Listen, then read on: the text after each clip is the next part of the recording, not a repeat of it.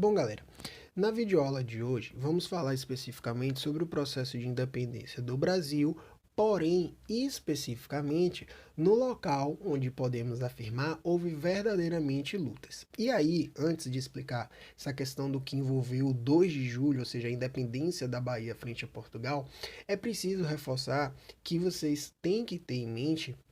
alguns detalhes. Quando o processo de independência no Brasil ele se iniciou, como já discutimos, né, em outras aulas, haviam diversos projetos, inclusive grupos políticos que não desejavam a separação do Brasil de Portugal. Porém, quando aconteceram as chamadas Cortes de Lisboa, e aí dentro dessas cortes, além da aprovação, né, de um governo constitucional, onde o rei, no caso Dom João VI, teria que obedecer uma Constituição, deixando de lado o poder absolutista, foi proposto também que o Brasil são de Reino Unido a Portugal e se tornasse colônia novamente. Esse processo, então, ele foi o estopim, digamos assim, para que as elites brasileiras iniciassem o processo de independência. Uma outra questão também muito importante nesses diversos projetos de independência era o debate sobre a forma de governo e como as províncias, como eram conhecidas os estados, né, de hoje na época, deveriam governar. Havia o projeto centralizador, onde, na figura de Dom Pedro I, o poder ele se concentraria na capital, né, do caso do Império, que seria o Rio de Janeiro, e aí todas as outras províncias, todos os outros estados deveriam obedecer, né, ao Rio de Janeiro, e havia um projeto onde se defendia uma maior autonomia política em relação à forma de governar, ou seja, cada província teria, né, ali sua autonomia, ou seja, sua liberdade para tomar determinadas decisões. Esse era o quadro geral no Brasil. Por quê? Enquanto tudo isso era discutido em relação à centralização ou não, o Brasil já estava, entre aspas, independente, né? Dom Pedro já tinha lá feito aquela cena dita histórica do 7 de setembro do Grito, porém as tropas portuguesas elas ainda se encontravam em algumas províncias do Brasil e entre essas províncias a província da Bahia, no caso em Salvador. As tropas portuguesas que se encontravam ainda resistindo em Salvador eram comandadas pelo general Madeira de Melo, que insistia em não ceder às pressões do governo do Rio de Janeiro, né, abandonando a Bahia, abandonando o Brasil, mas então obedecendo às ordens das cortes de Lisboa, obedecendo à coroa portuguesa em Lisboa, ele montou uma força de resistência que entrou em conflito com os revoltosos baianos, ou seja, houve um movimento tanto de caráter popular quanto das elites baianas para defender o território e aí expulsar os portugueses. Dentro desses diversos conflitos, que aí levaram cerca de 1 ano e meio, 2 anos, dois são essenciais. Há o conflito na ilha de Itaparica, e lá, durante esse conflito, o 7 de janeiro marca justamente a independência não só da ilha, mas também a expulsão das tropas portuguesas do território dali. E o outro conflito foi o famoso conflito ali já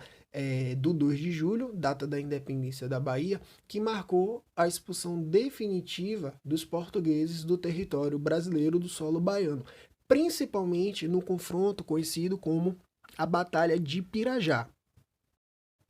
onde, né, as tropas baianas que estavam em números menor do que as tropas portuguesas acabaram sitiadas, né, acabaram cercadas, mas conseguiram, de certo modo, reagir e resistir à pressão do exército português e conseguiram expulsá-los do Brasil. Entre as figuras de grande destaque, né, nesse processo de independência do 2 de julho, aqui em Salvador, na Bahia, ou na ilha de Itaparica, destacam-se, por exemplo, as figuras de Maria Filipa, que era negra e escravizada, vivia na ilha de Itaparica e que, junto com um grupo de outras mulheres, conseguiram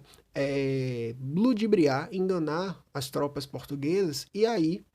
assassinaram alguns soldados portugueses e afundaram também alguns navios de guerra de Portugal, que estavam próximos da ilha, contribuindo muito para o processo de independência. Outra figura também muito conhecida desse processo é Maria Quitéria, que, residente de Feira de Santana, no interior da Bahia, ela teria seguido, digamos assim, os mesmos passos de uma heroína francesa, no caso Joana d'Arc, de ter se disfarçado de homem para poder lutar no exército brasileiro e ajudar no processo de independência, sendo inclusive condecorada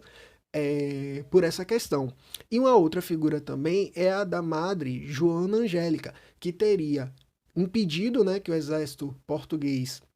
sediado aqui em Salvador adentrasse no convento, né, para procurar rebeldes baianos. Ela, inclusive, foi assassinada pelas tropas portuguesas, né, por ter tentado impedir essa entrada, essa busca dos rebeldes.